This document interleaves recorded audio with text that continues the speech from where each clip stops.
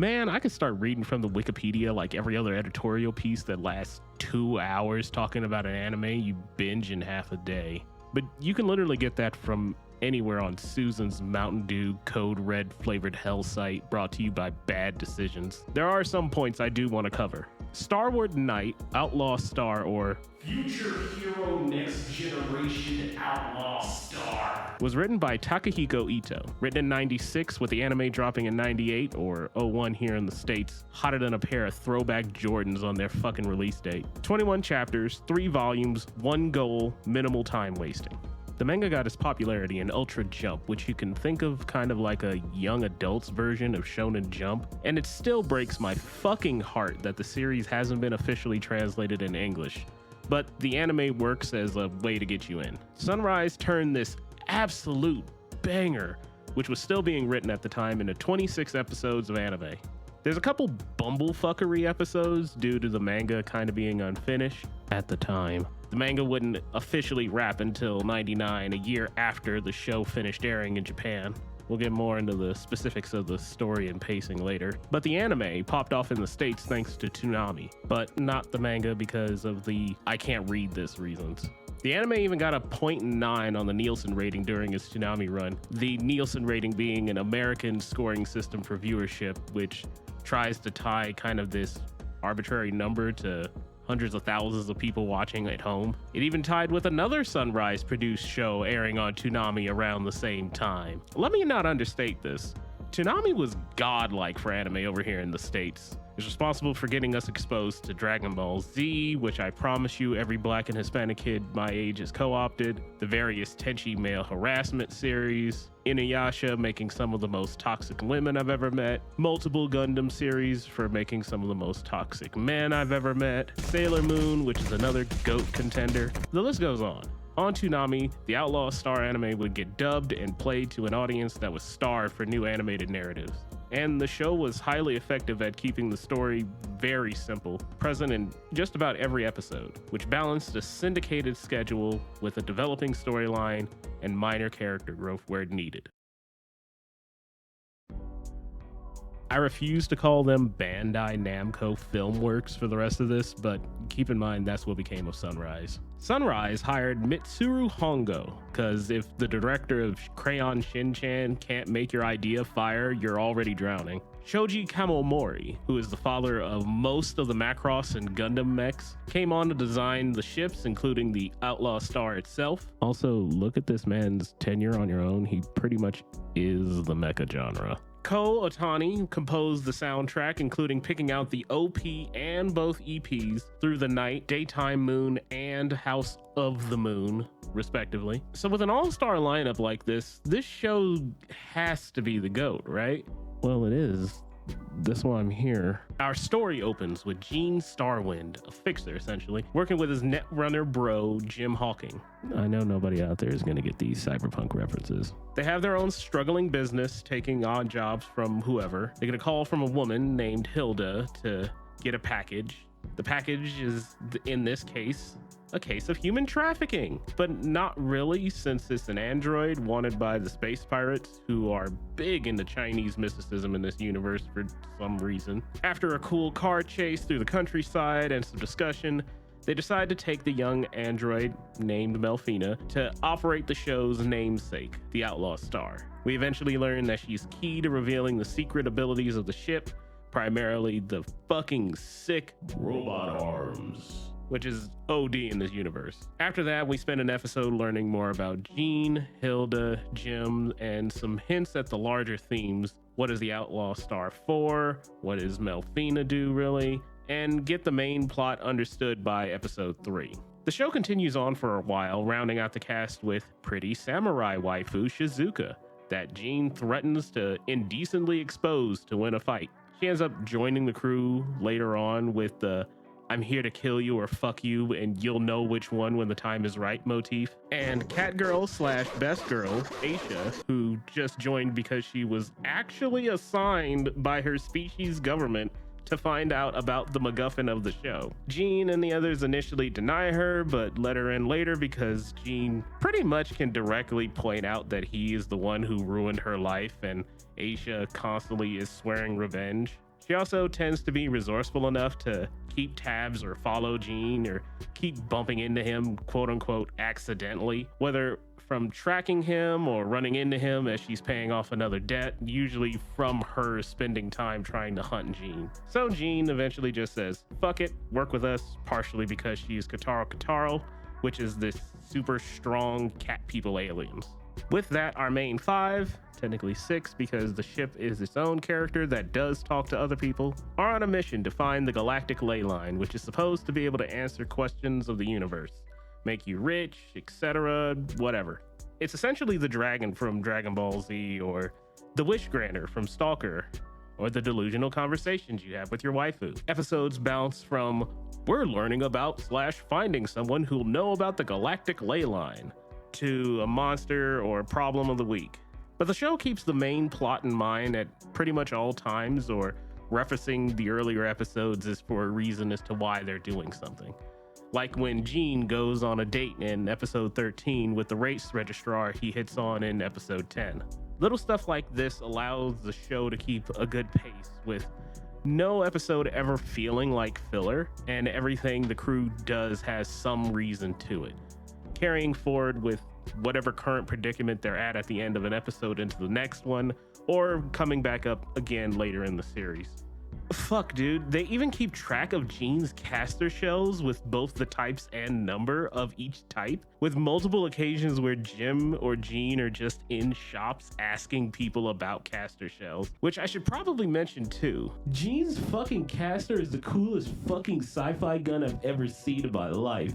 Casters are pretty much the main way that quote unquote normal people cast magic. Normal being everyone that's not a space pirate or one of the mystics on the Joke Hot Springs episode planet. The spells are just randomly assigned numbers, which I'm assuming is done to give the viewer that kind of, ooh, what does this one do? Every time they call them out like a signature move in wrestling. And I use that one appropriately because the caster is Gene's signature move.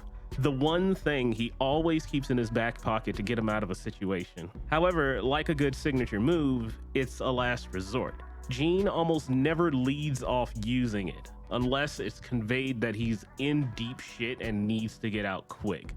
And when the story tells us that doesn't work, it's usually done to stress that Gene isn't going to solve this the usual way. Instead, Gene is going to have to outsmart his opponent, or rely on one of his friends, or how cool grappler ship combat is. Man, despite the manga being unfinished at the time, the adaptation really kept things moving at a great pace. And I feel that's why I have such respect for the show and for what Sunrise was able to do with it. Sunrise as a studio just nailed the manga's style, albeit its plot is a little bit reconfigured due to the previously mentioned publishing timeline. But they did a hell of a good job, and the anime popped off over here in the West. Looking throughout their history, Sunrise has made plenty of bangers before Outlaw Star, so it should be no surprise. They created Gundam from the ground up back in the 70s, and are still carrying it today, might I add. They made other series that nerds will know about, like Metal Jack and X Kaiser. They released over 70 projects before Outlaw Star and are still a staple for Shonen Jump adaptations. Alright, bitch, I know what you're thinking about. The other fucking show that Sunrise made that's eerily similar to this.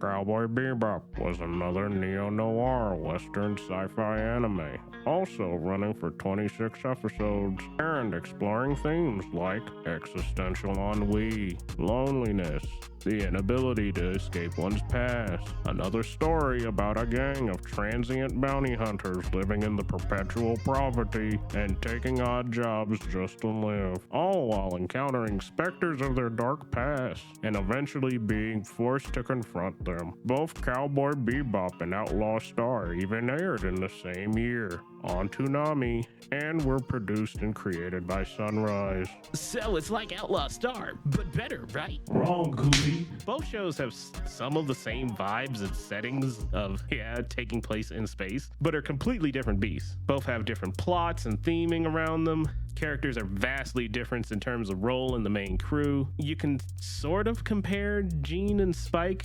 except Gene at least tries to fuck. Meanwhile, Spike I love the kind of woman that will actually just kill me. If you're stretching it, Shizuka and Faye are kind of related in being the quote untouchable beauty of their groups, but that's more so a shared case of Sunrise sexy woman syndrome. Overall, the plots play out extremely differently. The characters have way different arcs, the crew have an actual goal in mind the entire time in Outlaw Star, instead of Bebop's kind of take it a day as it comes mentality. The only real bullet point that stands out is the whole poor bounty hunters in space that do cool heavy shit. You want to know the best way to tell them apart? In one, the main character meets God and dies, and the other one is Cowboy Bebop. Oh wait, yeah, I should probably talk about some specifics now. Spoilers ahead, by the way, but you better fucking watch the actual show.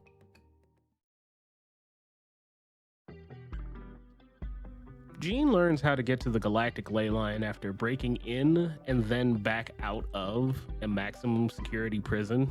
He then tries to get some help figuring out the coordinates. Essentially, he gets magically MacGuffinly contacted by the one guy who can decipher it, Gwen Khan. Gene then uses Khan to plug in the address to the ship's navigational system and kicks Khan out for essentially failing the vibe check. Khan then gets picked up by the reoccurring villains, the McDougal brothers, one who is the older cocky dickhead and the younger pretty boy who definitely spent too much time on 2chan talking about soy. Three villains get contracted by the space pirates to essentially lead them to the ley line. After both parties kind of land on the planet and that connects to the ley line, Melfina is revealed to be the secret of the ley line after being activated and essentially gets raptured out of the party. Everyone then starts chasing after Melfina for their own reasons. Khan because he knows Mel's secret and history as an android. The McDougals because the younger brother Harry is a tier 3 sub for Melfina. Hazanko because he wants ultimate power and Melfina is now connected to the galactic ley line. And Jean because he never really did tell her that the tea she made that one day in their shop was really fucking delicious and he just gotta let her know. Want some tea? Give me my tea, bitch!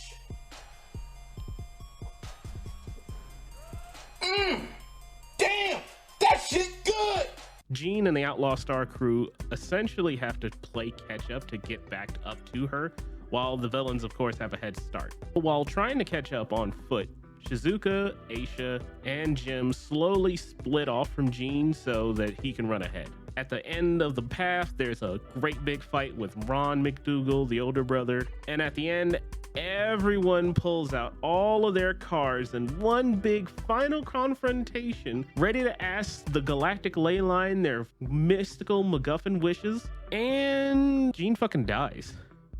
Really, so does everybody else in the room. As spirits being represented by colored floating lights in space, they fight a little bit more. After the fight, everybody kind of goes back to their body or is able to make a wish in some type of way. Khan asks for the Triforce of Wisdom and dies with it. Hazanko asks for the Triforce of Power and gets it and turns into a big space monster. And Gene and Melfina just want to leave this weird anime convention together.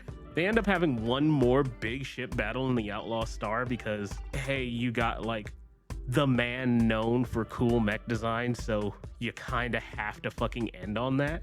And Hazanko is defeated, with everyone afterwards now deciding to go their separate ways. Throughout the series, Gene, Mel, Jim, and even Shizuka and Aisha have a number of things to deal with internally. Trauma, mental health issues, self-image issues, and general discomfort from unresolved or misunderstood relationships they've all had in their past. Everyone in the story is dealing with growing up, moving on, or trying to escape their past, or meeting some expectation that in some way they don't currently feel that they're capable of, with Melfina being our main point of view character into all of these issues.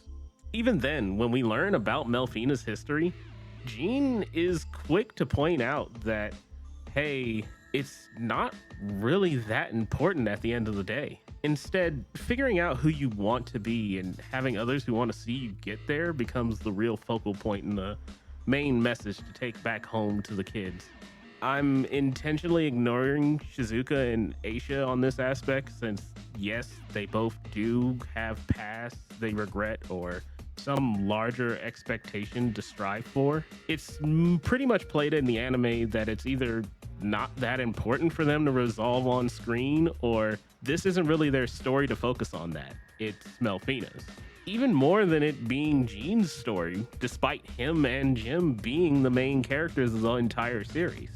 Oh, and there's some subtext here and there about capitalism, homophobia, because Fred Lowe is gay, gives Jean a lot of money, and is a main focal point of a particular favorite episode of mine. Gender roles, anti-establishment, various profilings, mistreatment in the prison system. A lot of these come up naturally in the story as Jim and Jean try to get their business off the ground enough to be able to travel and help out Melfina, or as part of just, living. Melfina, a character who is constantly questioning who she is from what she's expected to be or what she was, quote, made for, does have her own personality at the end of the day. We don't know if this personality came from somebody else or how/why she was created to interface with the galactic ley line, or anything about her and the ley line's history prior to being placed in a box. The point being that it's not important once she believes it's not. And once the group doesn't have that common goal in mind, which evolves from gotta get the treasure at the end of the ley line, One Piece, yayo, to just helping Melfina, everybody starts to split off. Hey, do you think Melfina ages, or is like a 50-year-old Jean gonna just be walking around with a girl who is canonically supposed to look 17? Yikes. Hi, future Dick from over a week later here. If you got this far, yes, I'm aware her name is Suzuka, but I'm not re-recording those lines. Also, if you wrote an angry comment about it already, then I'm glad. All right, we covered the overall beats, but don't think that means you can go without watching this cinematic masterpiece for yourself. Cause bro, dude, chief, homie, my non-binary gay or they. Do you remember when Jean gets in that sick gunfight with Chimi, the gunman that is 100% established as flat out better than Jean in terms of everything, only for Jean to catch a lucky break at the last second, and then that turns out to not even be the real gunman hired to kill Jean? Or what about the time when the Outlaw Star is used as a plot to rob a bank under the threat of being blasted into space shit by a bomb? There's the first big fight in the spaceport when Jean is trying to leave Sentinel-3. That's always a fun watch. Also, when Jim meets Hanmio, dog, I cry every time for my little man. When the crew gets arrested is up there too, just because I want to see the dragon guy and his partner get into their own spin-off Law and Order style show.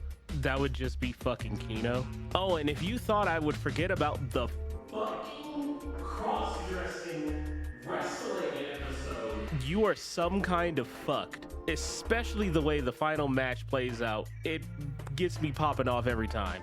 Plus, the soundtrack slaps and is a true full OST. Sunrise didn't cut any corners for this one. Big thanks, by the way, to this channel for the clips and the OST. Really helped me out a lot in the editing process. In the end, there's no proper way for me to end this video. This was a show I caught near midnight back when I was in grade school during the reruns on Toonami. A show I never told my friends about due to the fact that many of them either weren't allowed to stay up that late or would even want to talk about it because it wasn't Dragon Ball Z or Inuyasha if they were trying to get girls to talk about anime. A favorite that I never got to re-watch with others until college when I represented it to my bros, and again in my Discord. By the way, we do watch parties of great anime and cartoons in my Discord. Link in the description. This show is still watchable on Funimation if you want a legal streaming link, or on Walmart if you're willing to do a little bit of digging around on the internet. As my favorite anime of all time, I wholeheartedly recommend it to anyone willing to sit in front of the screen. Sci-fi fans, anime fans, Sunrise junkies, or otherwise. It's the one show I put on in front of everyone as a good quality time, and I always seem to notice something new in it each time. Am I the only one who understands the complexities of this ambitious cinematic masterpiece? This movie isn't stupid! You're stupid! Oh, and yes, Aisha in the Hot Springs episode is what solidified her as my waifu for Lifeu, even before the uncensored version was made available in the West. Now go watch the fucking show, please.